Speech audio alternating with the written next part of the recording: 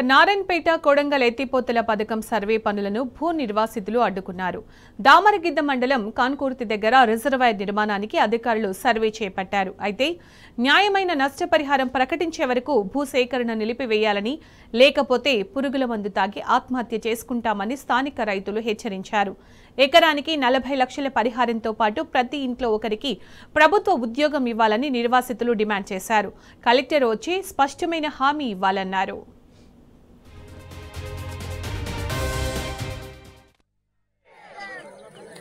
రైతుల ఐక్యత, రైతుల ఐక్యత. పోలీస్ అధికారులు వెంటనే, పోలీస్ అధికారులు వెంటనే.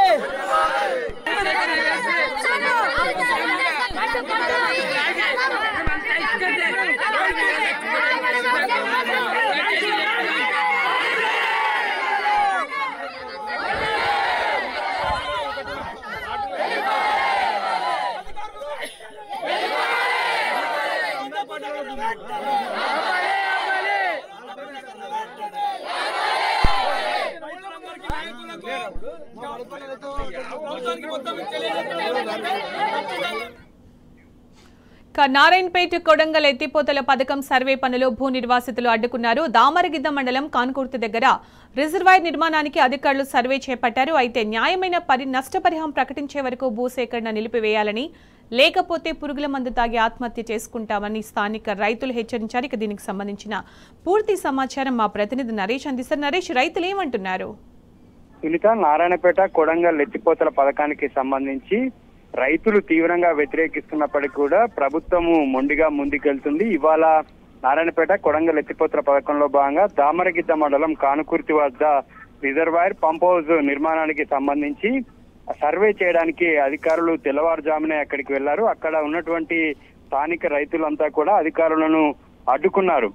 చాలా రోజుల నుంచి భూ నిర్వాసితులు పరిహారం విషయంలో పోరాడుతున్నారు. వివిధ రకాలుగా నిరసనలు తెలుపుతున్నారు. రిలే నిరాహార దీక్షలు, ర్యాలీలు చేస్తూ ఇంటి వద్ద ప్లకార్డులు పట్టుకొని నిరసన వంటి కార్యక్రమాలు చేస్తూనే ఉన్నారు. దాదాపుగా 6 నెలల నుంచి రైతుల నిరసనలు కొనసాగుతూనే ఉన్నాయి. అయినప్పటికీ కూడా ప్రభుత్వం ముందుకు వెళ్తుంది. ప్రాజెక్టుకి సంబంధించి ఎట్టి పరిస్థితుల్లో నిర్మాణం చేయాలని అధికారులు ముందుకెళ్తున్నారు. దీన్ని రైతులు తీవ్రంగా వ్యతిరేకిస్తున్నారు. ఇవాళ కూడా ఈ సర్వేను అడ్డుకున్నటువంటి రైతులు ఇదే విధంగా ప్రభుత్వం మొండి వైఖరితోటి ముందుకెళ్తే పురుగుల మందు తాగి మేమంతా కూడా ఆత్మహత్య చేసుకుంటామని చెప్పి రైతులు నిరసన తెలిపారు. తమకు న్యాయమైనటువంటి పరిహారం ఇచ్చే వరకు కూడా ఎట్టి పరిస్థితుల్లో పోరాటాన్ని ఆపమని చెప్తున్నారు. సర్వే పనులను కూడా అడ్డుకుంటామని చెప్పి రైతులు తేల్చి చెప్తున్నారు. ఇప్పటికే దీనికి సంబంధించి ప్రభుత్వం 14 లక్షల పరిహారాన్ని ఇవ్వాలని నిర్ణయించింది. కొంతమంది రైతులకు బెదిరింపులకు గురి చేసి చెక్కుల పంపిణీ కూడా చేసింది.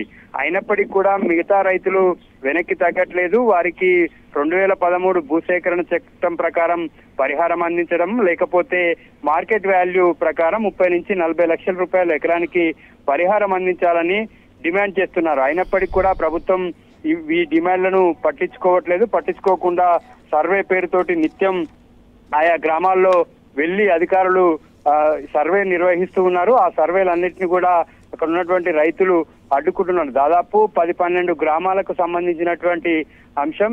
మొత్తం 1500 నుంచి 1600 ఎకరాలు ఈ ప్రాజెక్టుకు సంబంధించి అధికారులు భూసేకరణ చేస్తున్నారు. ఈ భూసేకరణని మొదటి నుంచి కూడా రైతులు తీవ్రంగా వ్యతిరేకిస్తున్నారు. ఇవాళ కూడా ఇదే తరహాలో సర్వేకి వచ్చినటువంటి రైతులు భూ అధికారులను అడ్డుకున్నారు. Sunita, right Naresh, thank you.